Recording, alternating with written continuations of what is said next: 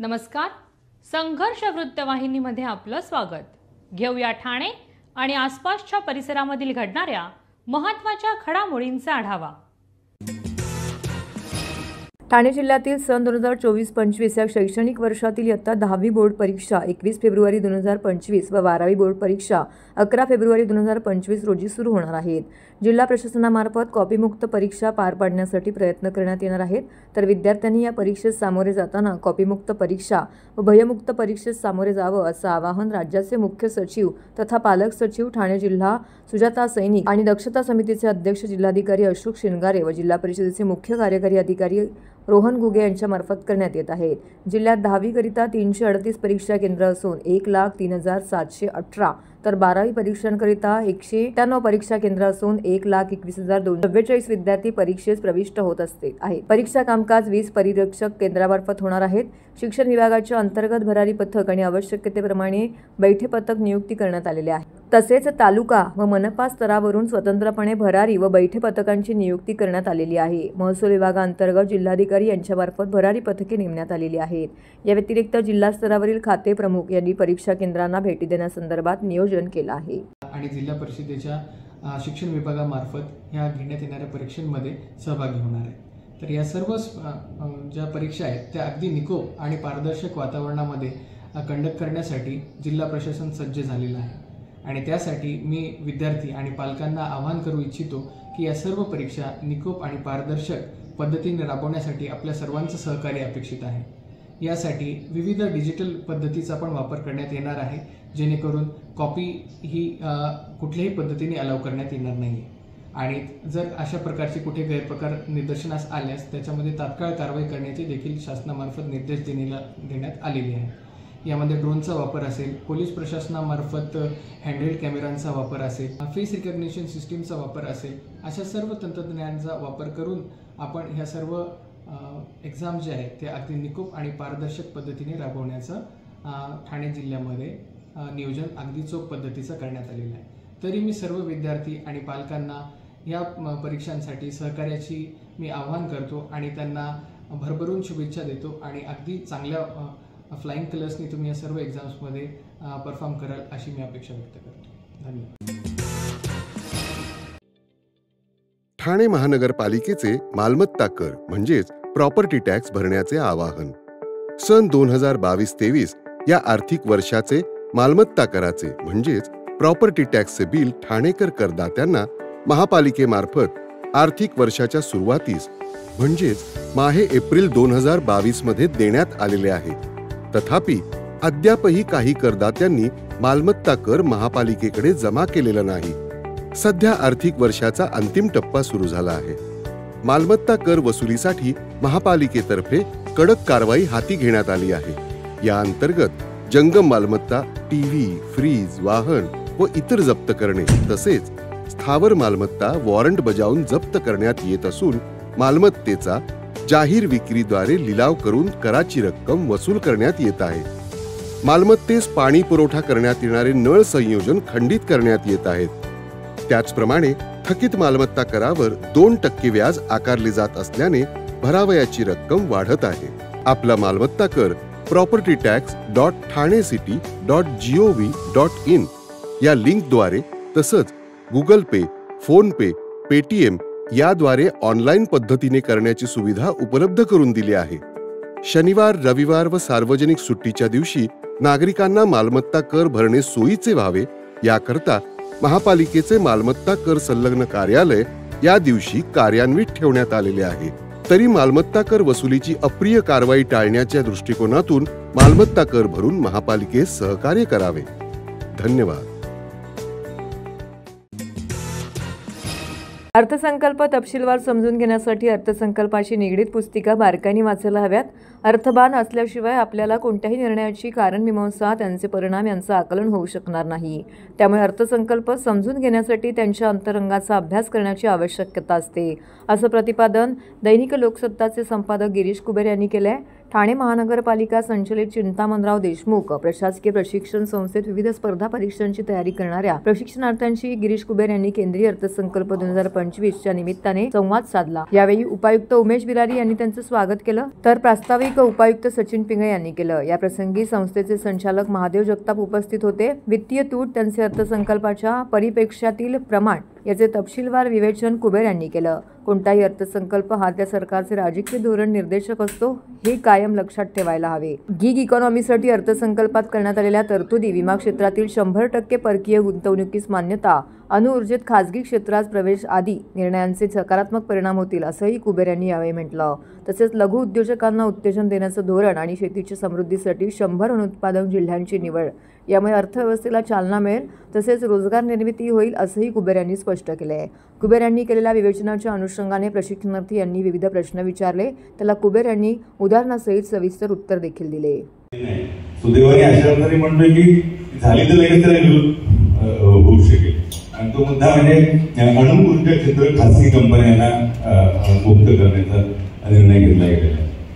पण ह्या देशाला ऊर्जेची गरज किती आहे, ह्या देशाच्या ऊर्जेच्या मागण्या किती आहेत, आणि पर्यावरण स्नेही ऊर्जा आपण तयार करू शकतो का, एकमेव मार्गाला उपलब्ध राहिलेला आहे। सोलर वगैरे ना याविषयी रोमॅन्टिसिझम खूप छान आहे, खूप चांगलं वाटतं की सोलर लावा, सोलर लावा, सोलर लावा, पण त्याच्या मर्यादा आहेत। कारण अनेकांना माहिती नसते की ती सोलर लावा म्हणजे वीज तिथे तयार झाली, लगेच घरात लावली, कनेक्ट केली, असं होऊ शकत नाही, कारण ते DC मध्ये तयार होते। त्यासाठी तुम्हाला बॅटरीज असायला हव्यात, कारण DC वीज साठवायची असते, साठवावी लागते। जसे मोबाईल मध्ये बॅटरी असेल, टॉर्च मध्ये बॅटरी असेल, ते DC मध्ये ऊर्जा असते।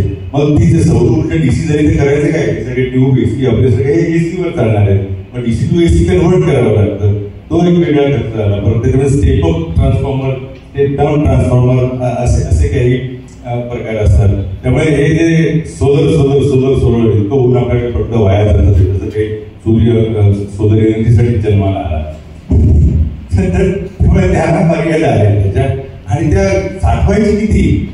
आता ही इमारत जर सोलरवर करायची झाली तर ती समजा वीज मिळाली, आता जी काय वापर आहे, समजा उदाहरणार्थ म्हणून 1 मेगावॅट समजा वापर असेल, मेगावॅट 1 किलोवॅट पकडा, तर ती 1 किलोवॅट वीज सोलरमधून मिळाली तर ती साठवायची कशी, तशी देता येणार नाही ना। आणि मग रात्रीचं काय करायचं, मग रात्रीसाठी म्हणून ती साठवायला हवी, म्हणजे तुम्हाला एवढ्या खोलीच्या आकाराच्या बॅटऱ्या सांभाळायला हव्या।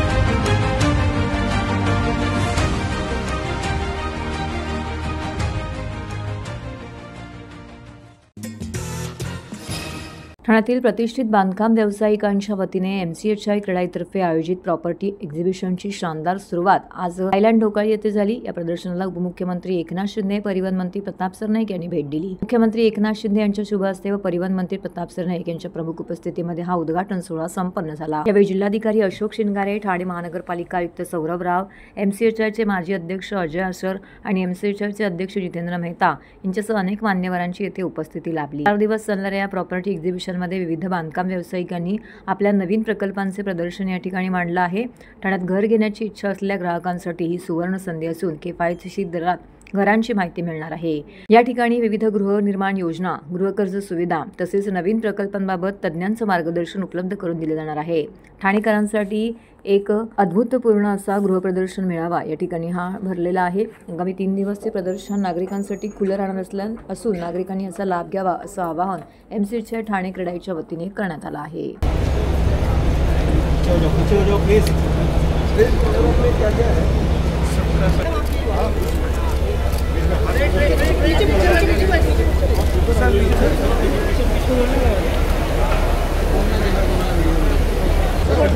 Madam madam madam madam madam पीछे आ जाइए, पीछे आ जाइए please.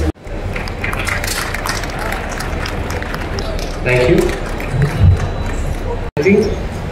We will be launching the Lokmat magazine and the MCHI magazine quickly post this.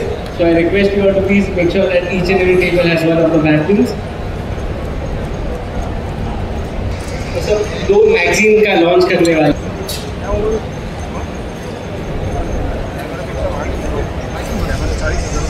जिसको मिलने वाली है।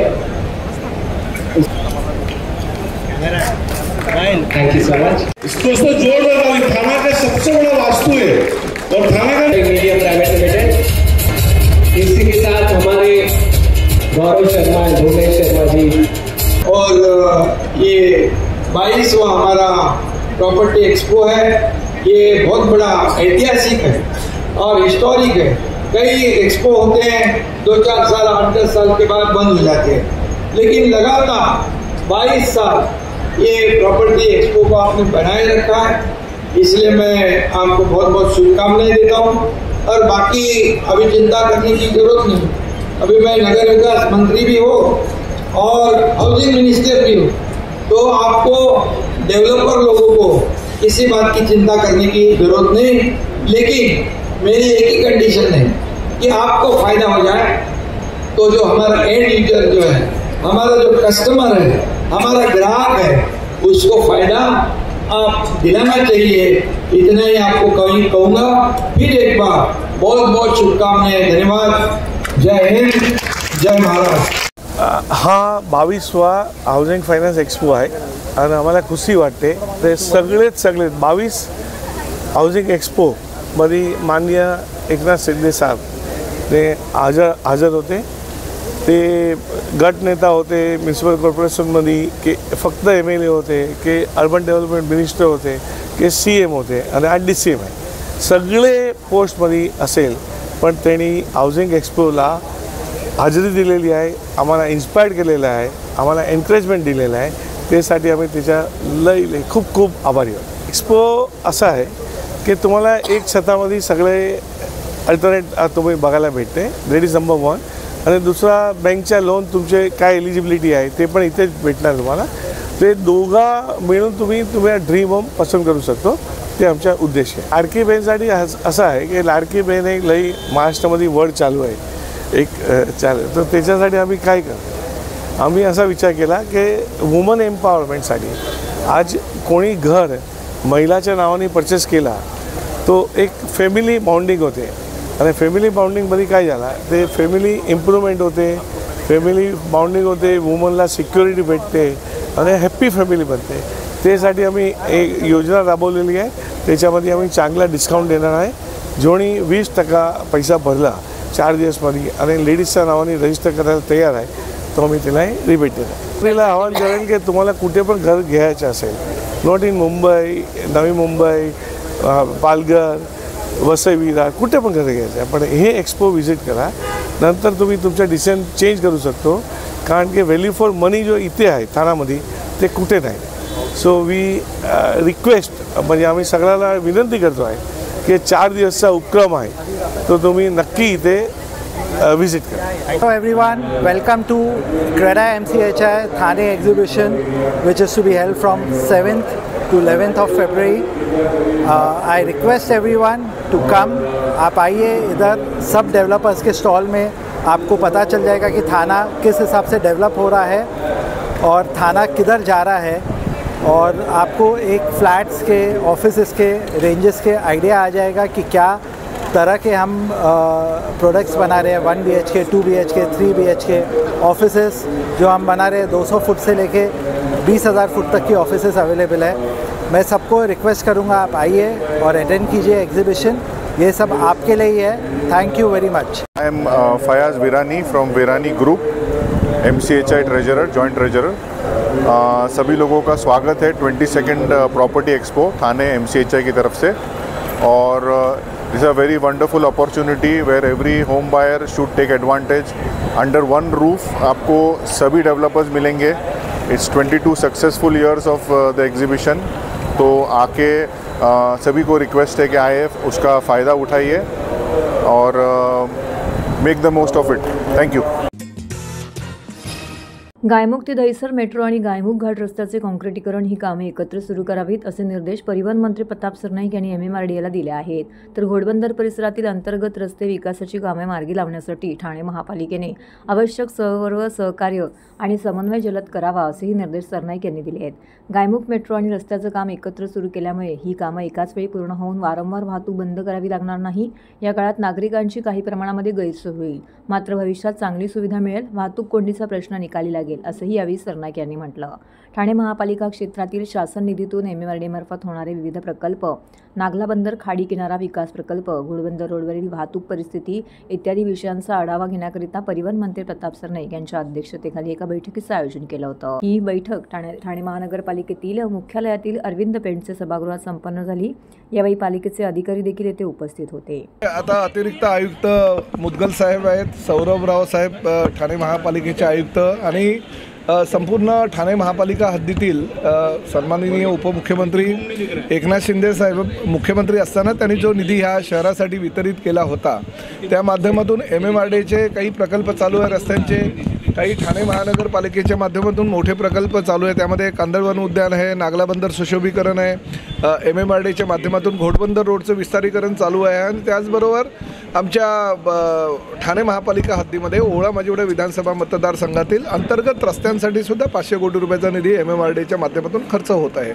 हा सगळ्या आढावा घेण्याकरता आज ही बैठक होती आणि बैठकीमध्ये अतिशय चांगले निर्णय आमच्या आयुक्त सौरभराव यांनी घेतलेले आहेत, जेणेकरून भविष्यामध्ये जी वाहतूक कोंडी ह्या शहरामध्ये प्रामुख्यानं घोडबंदर रोड आणि त्या परिसरामध्ये निर्माण होते तर ती होणार नाही. आम्ही प्रामुख्यानं घोडबंदर रोडमध्ये उजवीकडे आणि डावीकडचे जे काही लिंक रोड आहे ते लिंक रोडला प्राधान्य देतो, जेणेकरून घोडबंदर रोडची वाहतूक कोंडी थोड्याफार प्रमाणात कमी होईल आणि 20 ते 30% वाहनं ही अंतर्गत रस्त्यावरून जातील आणि त्यामुळे ह्या रस्त्यावर जो हेवी ट्रक्स जे आहेत त्याचं प्रमाण मोठ्या प्रमाणात होईल आणि लोकल ज्या छोट्या व्हेकल आहेत त्या कमी येतील. अशा पद्धतीनं रचना करून भविष्यामध्ये पुढल्या पावसाळ्याच्या पूर्वी ही सगळी कामं किमान 5 किलोमीटरचा तरी रस्ता पूर्ण करायचा मानस आहे आणि त्या माध्यमातून बैठका तर सौरभराव आणि मुदगल साहेब घेतच होते, परंतु आज एकनाथ शिंदे साहेबांच्या सांगण्यावरून आज ही बैठक घेण्यात आली आणि विकास कामाला चालना देण्यासाठी करोडो रुपयाचा निधी त्यांच्या कार्यकाळामध्ये जो ठाणे महानगरपालिकेला प्राप्त झालेला आहे आणि MMRDAच्या माध्यमातून जी कामं होत आहेत त्याला गती देण्याचा आमचा प्रयत्न आहे. तर प्रत्येक नागरिकांना विश्वासात घेण्याचा प्रामाणिक प्रयत्न ठाणे महानगरपालिका करत आहे, परंतु DP प्लॅनच्या बाबतीत नेहमी असंच होतं. जेव्हा DP प्लॅन पब्लिश केला जातो त्यामध्ये सगळ्या लोकांच्या समावेश असलेल्या किंवा त्यांच्या ज्या भूमिका आहे त्या समावेश करून तर ते शक्य नसतं. त्यामुळे सजेशन ऑब्जेक्शनसाठी ही वेळ असते. आता सजेशन ऑब्जेक्शन आलेले आहे आणि त्यानंतर त्यावर प्रत्येकाला सुनावणी देण्यात येईल. त्या सुनावणीमध्ये त्याचं जर ऑब्जेक्शन सत्य असेल, त्यामध्ये सत्यता आढळली तर ठाणे महापालिका लेवललाच त्यांना न्याय देण्याचा प्रयत्न होईल. परंतु तरीही जर काही नसेल तर कोकण कमिशनर पुढे पुन्हा आणि त्यानंतर नगरविकास विभागाकडे हा प्लॅन जात असतो आणि त्या माध्यमातून लोकांना त्याही दरम्यान जर आपल्याला काही तक्रारी असतील तर त्या नोंदवता येतात. त्यामुळे DP प्लॅनच्या बाबतीत जर काही तक्रारी असेल तर त्या तक्रारी लेखी स्वरूपात द्यावी. कुठलं तरी फक्त मीडियामध्ये हा DP प्लॅन असा आहे, हे उद्ध्वस्त येणार, ते उद्ध्वस्त होणार, अशा प्रकारचे वल्गना न करता कायदेशीररित्या आपल्याला ज्या आपल्या सूचना आणि हरकती आहेत त्या मांडाव्या असं माझं लोकप्रतिनिधींना सगळ्यांना आवाहन आहे. ठाण्यात ओमकार मित्र मंडळाच्या माघी गणेशोत्सव मंडळामध्ये खेळ पैठणीच्या स्पर्धेला महिलांचा उत्स्फूर्त असा प्रतिसाद लाभला. ओमकार मित्र मंडळ सार्वजनिक माघी गणेशोत्सव 2025 तर्फे खेळ पैठणीचे या अनोख्या स्पर्धेचं आयोजन BK शिवाजीनगर नौपाडा ठाणे येथे करण्यात आलं होतं. यामध्ये महिलांनी मोठ्या उत्साहाने सहभाग घेतला. या कार्यक्रमाचे प्रायोजक सीमा प्रीतम राजपूत आणि प्रीतम प्रेमसिंग राजपूत यांनी केलं होतं. यांच्या वतीने सर्व प्रेक्षक महिला आणि खेळणाऱ्या महिलांना किराणा सामग्रीचे गिफ्ट कुपन म्हणून देण्यात आलं. महिलांनी आणि मुलींनी या खेळाचा आनंद घेतला. तसेच मंडळाच्या पदाधिकाऱ्यांची देखील येथे उपस्थिती लाभली. या कार्यक्रमाला ओंकार मित्र मंडळाचे अध्यक्ष गणेश परदेशी तसेच नरेश सरैया, मुकुंद कदम, मुन्ना महाडिक, राहुल कदम आणि मंडळाचे सर्व कार्यकर्ते येथे उपस्थित होते। यावेळी शिवसेना उद्धव बाळासाहेब ठाकरे पक्षाचे सर्व पदाधिकारी, कार्यकर्ते, सर्वपक्षीय नेते यांनीही येथे मोठ्या संख्येने उपस्थित राहून बाप्पाचं दर्शन घेतलं। त्याचबरोबर या परिसरातील गुणवंत मुलांचा सत्कार देखील या ठिकाणी या मंडळाच्या वतीने करण्यात आला। या उपक्रमासाठी सहभागी झालेल्या सर्व महिलांचे, प्रेक्षकांचे आणि मंडळाच्या कार्यकर्त्यांनी मनपूर्वक आभार मानले। तसेच उद्या बाप्पाची वाजत गाजत मिरवणूक काढत या उत्सवाची सांगता केली जाणार असल्याचे देखील यावेळी मंडळाच्या पदाधिकाऱ्यांनी सांगितले।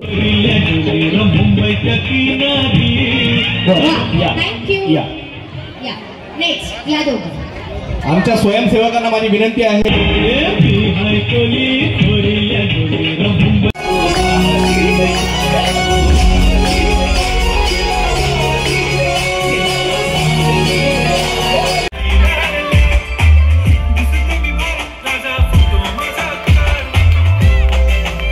शेवटची महिला माझ्याकडे धावत रिंग घेऊन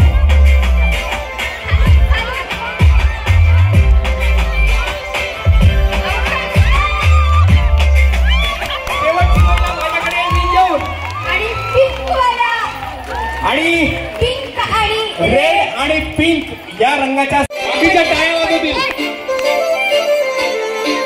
ये बा ते गेले पुढे, फास्ट लाल पिंक, तुम्ही मागे आहात। ग्रीन वाले आमच्या मंडळाचे सर्व कार्यकर्ते, त्याचप्रमाणे तिला आपण मंडळाचं सन्मान चिन्ह देखील या ठिकाणी देत आहोत आणि पुष्पगुच्छ। प्रीतम दादा, हे ओंकार मित्र मंडळ आयोजित खेळ पैठणीचा आमच्या या मंडळाला वर्ष 39वे वर्ष या निमित्त 39वे वर्ष पदार्पण होत आहे। तर यानिमित्त आम्ही खेळ पैठणीचा हा कार्यक्रम ठेवलेला आहे।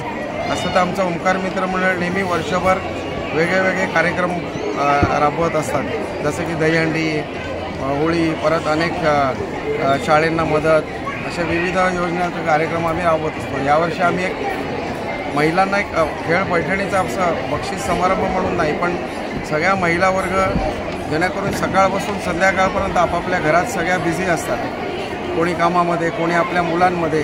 तर या माध्यमातून आपल्याला सगळ्या महिलांना व लाडक्या बहिणींना सगळ्यांना एकत्र आणायचं आहे। बाकी आपलं याच्यामागचं उद्दिष्ट हेच आहे। बक्षीस समारंभ तर आहेतच, वाटप चालूच आहे।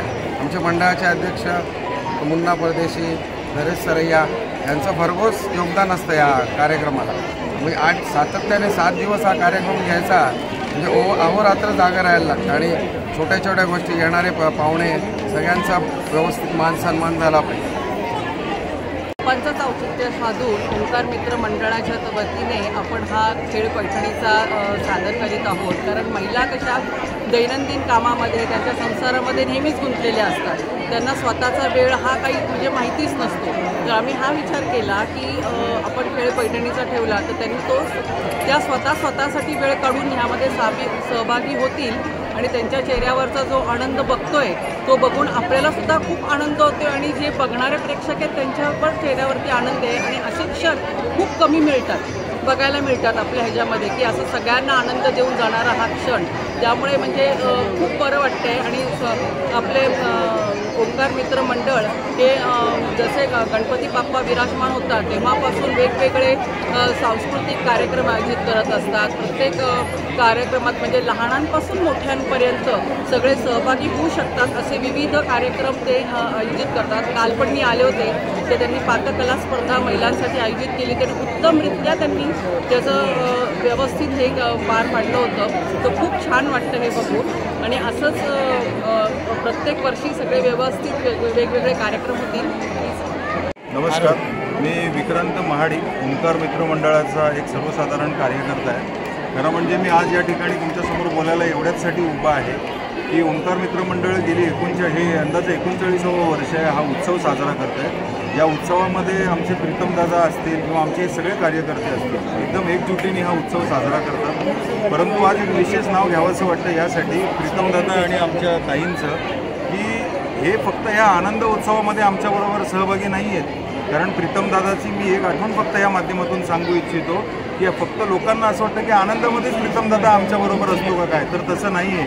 कोविड काळामध्ये ज्यावेळी या विभागामध्ये उपासमार सुरू होती, लोकांच्या कंपन्या बंद होत्या, पगार मिळत नव्हता, घरामध्ये रेशनची म्हणजे उणीव भासत होती, त्यावेळी देखील हे दाम्पत्य आमच्या सगळ्या या ओंकार मंडळाच्या कुटुंबियांच्या पाठीमागे ठामपणे उभं होतं. जसं त्यावेळी दुःखात होते तसंच आजवेळी आमच्याबरोबर हे दादा वहिनी आमचे आनंदातही आहेत. त्याबद्दल मी ओंकार मित्र मंडळाच्या वतीने या दोघांचंही, आमच्या दादा वहिनींचं आभार मानतो. आणि या कार्यक्रमाला आपण सगळेजणच एन्जॉय करतोय, धमाल करतोय, पण या दोघांचं विशेष कौतुक मला या ठिकाणी आज करावं असं वाटतं. धन्यवाद. तर हे होतं संघर्ष वृत्तवाहिनीचं आजचं बातमीपत्र. उद्या पुन्हा भेटू याच वेळी याच ठिकाणी ताज्या घडामोडींसह. तोपर्यंत नमस्कार.